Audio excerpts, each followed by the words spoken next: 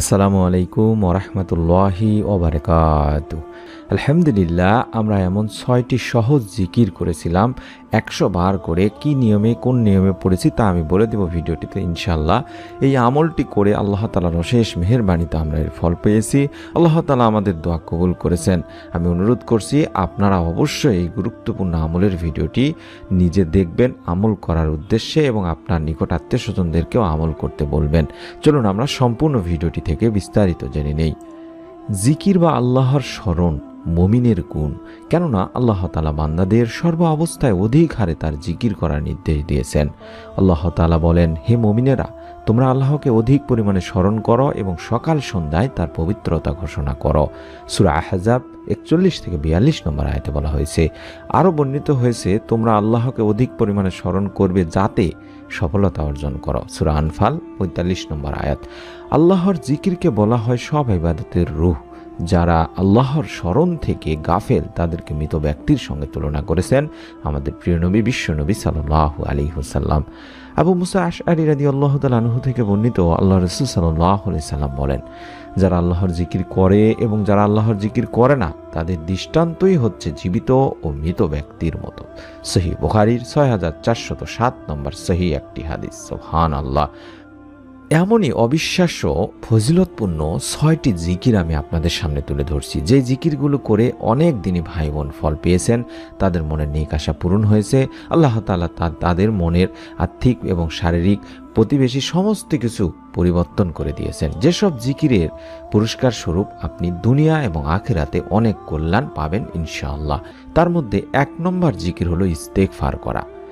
গুনাহ মাফ ছাড়াও ইস্তেগফারের কিছু বিস্ময়কর উপকার রয়েছে দিনী ভাই বোনেরা, যেমন বিপদ ও দুশ্চিন্তা দূর হওয়া, রিজিক ও সন্তান সন্ততিতে বরকত আসা। মুমিনের দুনিয়া ও আখিরাতের সফলতার পিছনে এই ইস্তেগফারের ভূমিকা সবচেয়ে বেশি। মহান রব্বুল আলামিন আল্লাহ তাআলা ইরশাদ করেছেন, তোমরা তোমাদের প্রভুর নিকট ক্ষমা প্রার্থনা করো বা ইস্তেগফার করো, নিশ্চয়ই তিনি ক্ষমাশীল, মহা ক্ষমাশীল। প্রার্থনা বা ক্ষমা প্রার্থনা করলে তিনি তোমাদের উপর মুষলধারে বৃষ্টি বর্ষণ করবেন। তোমাদেরকে তিনি ধন সম্পদ ও সন্তান সন্ততি দিয়ে সমৃদ্ধ করবেন। তোমাদের জন্য তিনি বিভিন্ন রকমের বাগান এবং নদ নদী সৃষ্টি করে দেবেন। সূরা নূহ 10 থেকে 12 নম্বর আয়াতে বলা হয়েছে। পবিত্র কোরআনুল কারিমে বলা হচ্ছে, সন্তান সন্ততি যাদের প্রয়োজন, রিজিকে বরকত যাদের প্রয়োজন, বিপদ আপদ দুশ্চিন্তা দূর করা যাদের প্রয়োজন, তারা চলতে ফিরতে সবসময় ইস্তেগফার করবেন। আমরা যে নিয়মে আমলটি করেছি সেটিও আমি বলে দেব ইনশাআল্লাহ, আপনারা ভিডিওটি দেখতে থাকুন।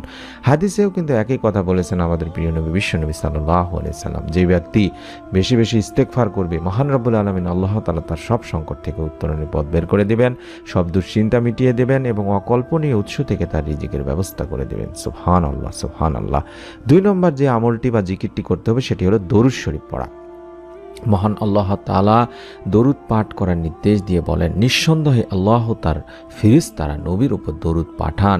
হে ঈমানদারেরা, তোমরাও এই নবীর উপর দরুদ পাঠাতে থাকো এবং উত্তম অভিবাদন অর্থাৎ সালাম পেশ করো। সূরা আহজাব 56 নম্বর আয়াতে বলা হয়েছে। সুবহানাল্লাহ, সুবহানাল্লাহ।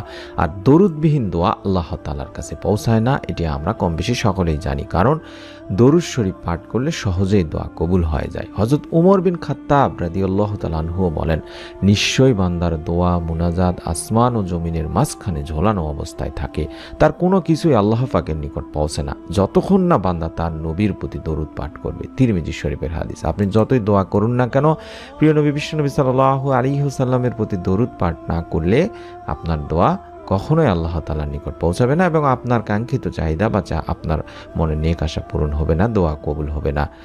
তারপরে যে আমলটি আপনাদের করতে বলবো সেটি হলো 4 তাসবিহ পড়তে বলবো। হাদিসে বর্ণিত আছে, যে ব্যক্তি 100 বার করে সুবহানাল্লাহ, 100 বার আলহামদুলিল্লাহ, আল্লাহু আকবার ও লা ইলাহা ইল্লাল্লাহ এই 4টি তাসবিহ 100 বার করে পড়বে, সেদিন তার চেয়ে বেশি সওয়াব কেউ আল্লাহর দরবারে পাঠাতে পারবে না। সুবহানাল্লাহ। ওই ব্যক্তি ছাড়া যে তার মতো একই এই 4টি জিকির করেছে কিন্তু তার চাইতে বেশি করেছে। সুবহানাল্লাহ, সুবহানাল্লাহ। এই 4টি জিকিরের অত্যন্ত ফজিলত দিনী ভাই বোনেরা। যেই ব্যক্তি তোমার এই জিকিরগুলোর সমপরিমাণ জিকির করবে, সে ছাড়া কেউ সেই দিন তোমার চেয়ে বেশি বা উত্তম আমল আল্লাহ তাআলার দরবারে পাঠাতে পারবে না। বিশ্বনবী সাল্লাল্লাহু আলাইহি সাল্লাম বলছেন। অর্থাৎ আমরা বেশি বেশি পড়ার চেষ্টা করব। এই হাদিসটি বিভিন্ন সনদে বর্ণিত হয়েছে তিনি ভাইয়ের বোনেরা, এবং সনদগুলো হাসান বা গ্রহণযোগ্য, তাই আমরা আমলটি অবশ্যই করব। ইবনে মাজার 1252 নম্বর এবং মুসনাদ আহমদ শরীফে 344 নম্বর হাদিসে পাওয়া গিয়েছে। তারপরে যে আমলটি করতে হবে, বিশেষ একটি তাসবিহ পড়তে বলবো। হাদিসে একটি বিশেষ গুরুত্বপূর্ণ গুরুত্বারোপ করা হয়েছে একটি জিকির বা তাসবির উপরে। সেই জিকির বা তাসবিহটি আমি আপনাদের সামনে তুলে ধরছি। এটি আমরা অন্তত প্রতিদিন 100 বার করে পড়ার চেষ্টা করব। লা ইলাহা ইল্লাল্লাহু ওয়াহদাহু লা শারীকা লাহু লাহুল মুলকু ওয়া লাহুল হামদু ওয়া হুয়া আলা কুল্লি শাইইন কাদির।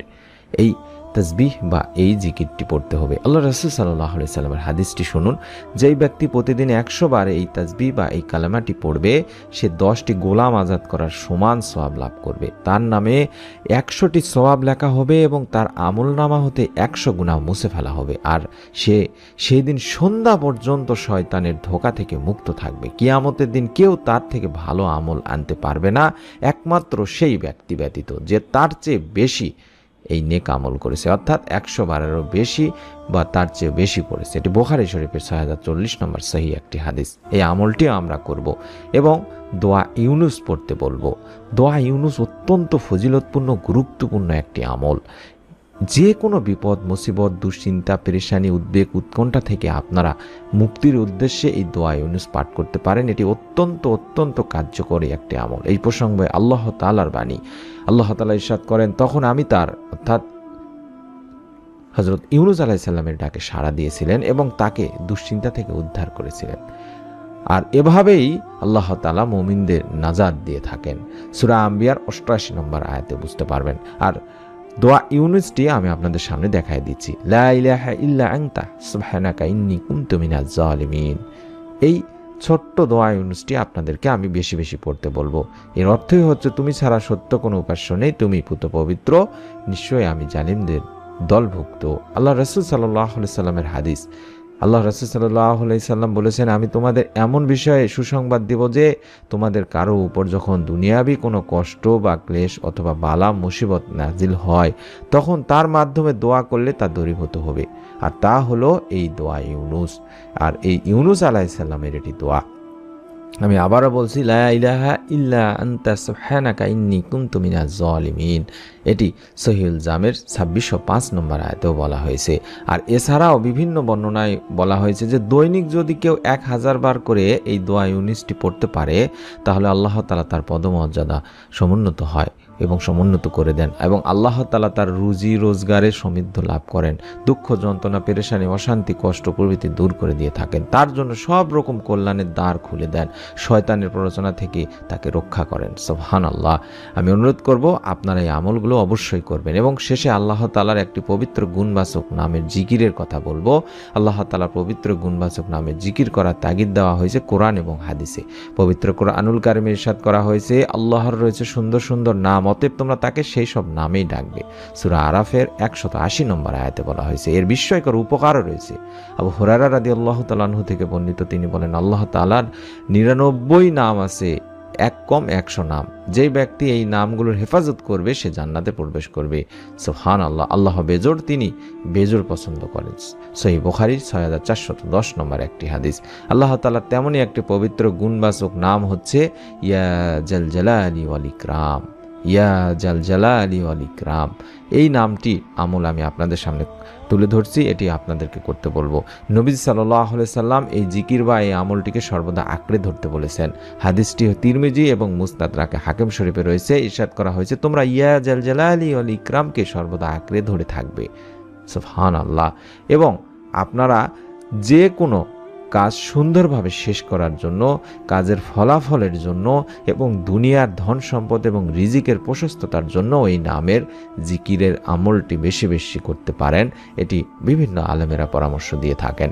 আমি অনুরোধ করব আপনারা এই আমলগুলো এখন কি নিয়মে করবেন সেটি মনোযোগ দিয়ে শোনার জন্য।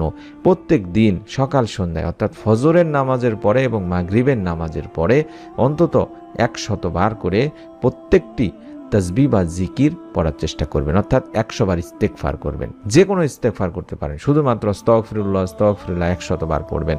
দরুদ শরীফ পড়বেন, ছোট্ট দরুদ শরীফ সাল্লাল্লাহু আলাইহি ওয়াসাল্লাম সাল্লাল্লাহু আলাইহি ওয়াসাল্লাম এভাবে 100 বার পড়তে পারেন। 4 তাসবিহ যেটি শিখিয়ে দিলাম 100 বার করে পড়বেন, যেমন সুবহানাল্লাহ, আলহামদুলিল্লাহ, আল্লাহু আকবার এবং লা ইলাহা ইল্লাল্লাহ। আর বিশেষ যে তাসবিহটি রয়েছে এটি তো অবশ্যই 100 বার পড়বেন, যেমন লা ইলাহা ইল্লাল্লাহু ওয়াহদাহু লা শারীকা লাহু লাহুল মুলকু ওয়া লাহুল হামদু ওয়া হুয়া আলা কুল্লি শাইইন কাদির, এটি 100 বার করে পড়বেন। দোয়া ইউনুস অন্তত 100 বার করে পড়বেন। লা ইলাহা ইল্লা আনতা সুবহানাকা ইন্নী কুনতু মিনাজ জালিমিন, এটি 100 বার করে পড়বেন। আল্লাহ তাআলার পবিত্র গুণবাচক নাম ইয়া জাল জালালি ওয়াল ইকরাম, ইয়া জাল জালালি ওয়াল ইকরাম, এটি অন্তত প্রতিদিন 100 বার করে পড়বেন সকাল সন্ধ্যায়, ফজর এবং মাগরিবে, ফজরের ফরজ নামাজের পরে এবং মাগরিবের নফল বা সুন্নত নামাজগুলোর পরে। তারপরে আল্লাহ তাআলার কাছে আপনি আপনার চাহিদাগুলো সবিনয় তুলে ধরবেন, ইনশাআল্লাহ আল্লাহ তাআলা আপনার দোয়াও কবুল করবেন। যারা আমলটি করবেন তাদের কাছে অনুরোধ করব ভিডিওটিতে একটি করে কমেন্ট করে যাওয়ার জন্য, অর্থাৎ আমিন লিখে অন্তত কমেন্ট করবেন, অথবা এই 4টি তাসবিহ বা এই 6টি জিকিরের কথা আপনারা কমেন্টে লিখে দিতে পারেন, যাতে করে অনেক দিনই ভাই বোনেরা আমাদের সম্পূর্ণ ভিডিও দেখেন না, তারা এখান থেকে জানতে পারবেন। আমি অনুরোধ করব আমাদের এই ভিডিওটিতে একটি লাইক দিয়ে চ্যানেলটি সাবস্ক্রাইব করে বেল বাটনটি অন করে রেখে দেওয়ার জন্য, এরকম সুন্দর আমলের ভিডিও আপনার যাতে মিস না হয় তার জন্য। সকলে ভালো থাকুন, সুস্থ থাকুন। মহান রব্বুল আলামিন আল্লাহ তাআলা আমাদের সকলকে এই 6টি আমলের জিকিরের আমলের বেশি বেশি করার তৌফিক দান করুন এবং আমাদের মনের নেক আশাগুলো পূরণ করে দিন। আমিন। আসসালামু আলাইকুম ওয়া রাহমাতুল্লাহি ওয়া বারাকাতুহু।